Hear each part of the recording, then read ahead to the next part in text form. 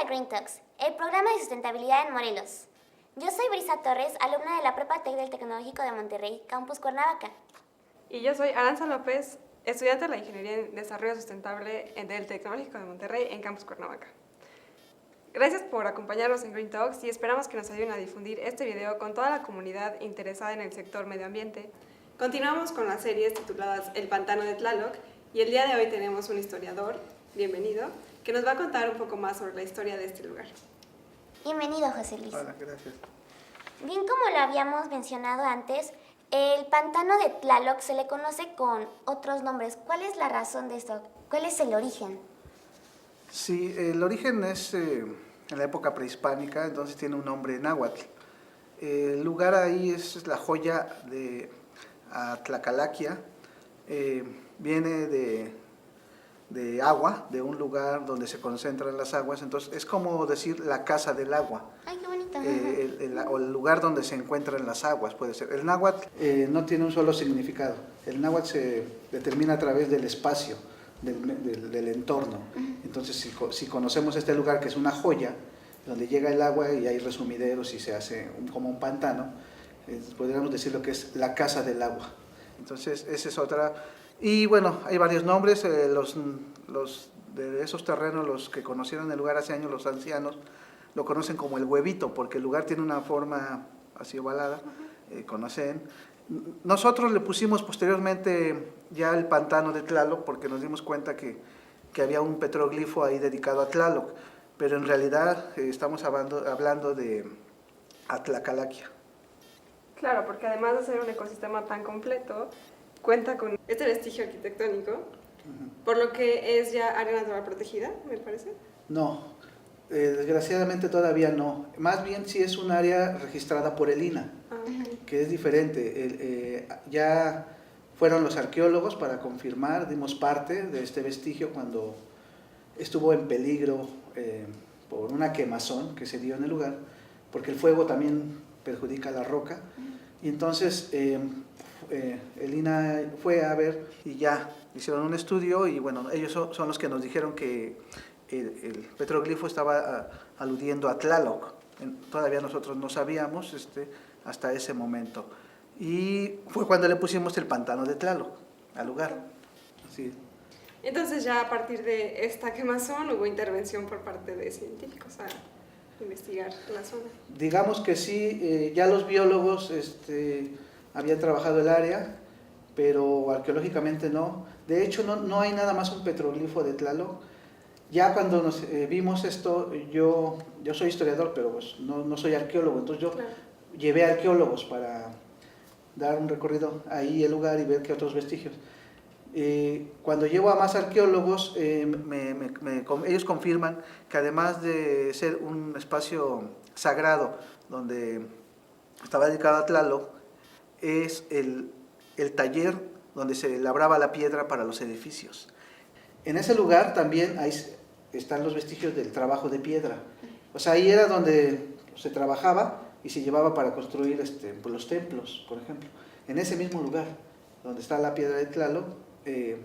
Entonces era un espacio muy importante en la época prehispánica, sobre todo en el periodo Tlahuica de Jiutepec. Estamos hablando de entre 1200 y 1500 después de Cristo.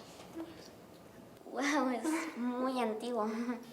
Estas investigaciones entonces han sido por parte de la organización de las 900 hectáreas. Exactamente, nosotros nos hemos dedicado a investigar más del lugar. Ya tiene una importancia en biodiversidad.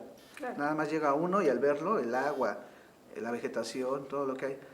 Pero sí, a partir de que a mí los ancianos me comentan del lugar, sobre todo del petroglifo, es como se empieza la investigación histórica del lugar y es cuando decidimos después llevar al INAH para que nos dijeran de qué se trataba. Yo llevé posteriormente a más arqueólogos para que nos confirmaran y yo en archivos he investigado algo, pero ya es sobre la época colonial. Ahí hubo un taller de añil, por ejemplo, en ese lugar. Como hay agua, el agua se utiliza para la elaboración del añil, y entonces ahí hubo un taller de añil. Estoy hablando ya de esto de la época colonial. El lugar fue muy importante históricamente. Y bueno, ya últimamente se han hecho otros estudios, digamos que arqueológicos, a partir de que este predio es parte de uno más grande, que está, ahora están divididos, pero está junto al predio de los Venados, se conoce, los Venados y el Pantano, que era lo mismo, pero ahora lo divide una calle nada más. Pero antes de que lo dividieran, era un solo predio de muchas hectáreas, que es una gran zona arqueológica. Y bueno, los últimos estudios que se hicieron en los Venados confirman que este lugar es, cuando llegan los españoles, en este lugar estaba el centro político y religioso más importante de los tlahuicas de Jiutepec. O sea, estamos hablando que en verdad es un lugar muy importante. Históricamente. Sí, históricamente, entonces pues adquiere mucho más valor. ¿Qué más nos puedes contar sobre eso? Pues que ha sido un lugar muy importante. Fíjate que nuestros antepasados decidieron ahí tener el santuario de Tlaloc por varias cuestiones.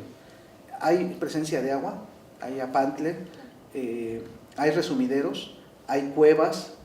Todo esto está asociado a Tlaloc y a Chalchitlicue, de hecho, que es la deidad que va con Tlaloc, siempre es la dualidad. Entonces, Tlaloc más bien es el agua de la lluvia y los truenos.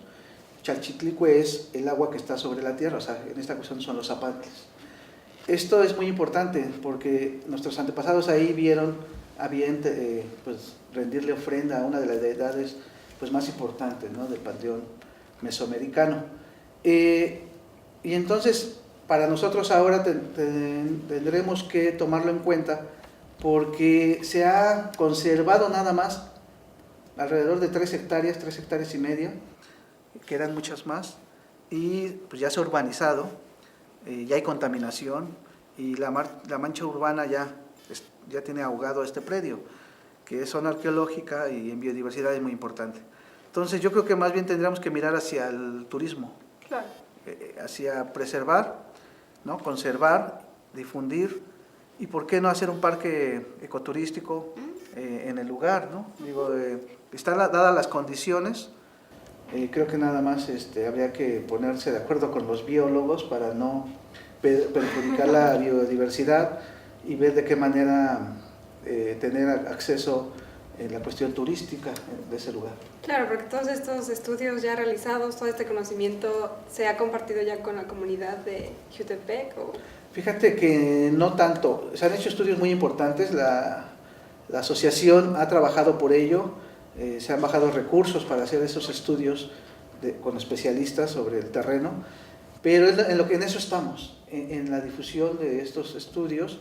Bueno, ni las autoridades municipales ni estatales conocen esos trabajos, apenas estamos en eso para difundirlo, pero esto precisamente va a dar pie, conociendo, pues ya entonces se van a crear proyectos o propuestas para trabajar en el área, ¿no? Entonces el desconocimiento no te genera nada, ¿no? Al contrario, perjudica. De hecho hay cuestiones ya de vandalismo en el lugar. Ya la piedra esta del petroglifo se trató de sacar, alguien llegó y lo dañó por querer descubrir el dibujo. Ya hay un poco de vandalismo, entonces sí es importante ya hacer un buen proyecto en el lugar y yo digo, ¿por qué no hablar de ecoturismo? Pudiera ser, ¿no? Una última pregunta viendo el turismo, ¿qué es lo que lo hace atractivo para los turistas, el pantano de Jiutepec? Pues mira, de entrada es la biodiversidad, el lugar está muy bonito. Si tú llegas por primera vez vas a ver verde, vas a encontrar agua, vas a encontrar muchas aves, fauna también, que no la ves en cualquier lugar. De entrada, ¿no?, a la vista, es muy padre. Y pues si ya empiezan a conocer la historia, conoces la piedra, el monolito, pues bueno, te impresiona todo esto, las cuevas que hay. Caminar ahí te lleva a otro mundo, te regresas a la época de nuestros antepasados que ahí veneraban a Tlaloc en ese lugar. Entonces es muy atractivo. Si tú combinas la historia con la biodiversidad, te va a dar algo que ya ha explotado mucho en nuestro país, ¿no?, que es el turismo, el ecoturismo, el turismo de aventura, ¿no?, o el turismo cultural, puede ser. Esa combinación es lo que nos ha dado en México una derrama económica muy importante y lo que ha traído a miles y miles o millones de turistas, porque nosotros tenemos esos espacios donde se combinan esas dos cosas, la historia y la biodiversidad. Te estoy hablando de un área de 3 hectáreas, nada más. Eso puedes explotarlo turísticamente de la manera que tú quisieras. Y ojalá y las autoridades lo hagan, ¿no? Entonces estamos trabajando con esa propuesta.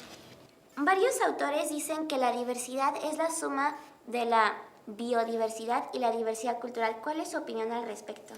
Exactamente, es un entorno total, o sea, que engloba todo. O sea, no puedes separar en un espacio, por ejemplo, en de 3 hectáreas o X, tú tienes una diversidad cultural, biodiversidad, ¿no? Biológica, que están trabajando en un mismo contexto cultural o histórico, o sea, no lo podemos separar. Entonces, si tú tomas de las dos, pues armas una propuesta muy interesante y además tú puedes entender el contexto histórico y cómo se desarrolló una cultura o una civilización a partir de la unión de las dos cosas. O sea, el hombre siempre se ha caracterizado desde los orígenes de crear en un medio ambiente exclusivo o donde ha interpretado él su cosmovisión que ha querido y le ha dado forma, y entonces a partir de ese lugar, ese entorno natural, crea una serie de ideas alrededor de él, y entonces es donde empieza a ser la cultura o crear una civilización. O sea, te estoy diciendo que en este lugar, por ejemplo, de Tlaloc, del pantano, estamos hablando de que encontramos todo esto junto, y entonces pues es un lugar rico en biodiversidad y en historia, ¿no? Muchísimas gracias por toda la información que nos has compartido, José Luis. No, gracias a ustedes. Les exhortamos a que nos sigan en nuestras redes sociales, que compartan este video y que sigan al tanto de nuestras cápsulas del pantano de Jiutepec. Esto fue Green Talks, el programa de sustentabilidad en Morelos.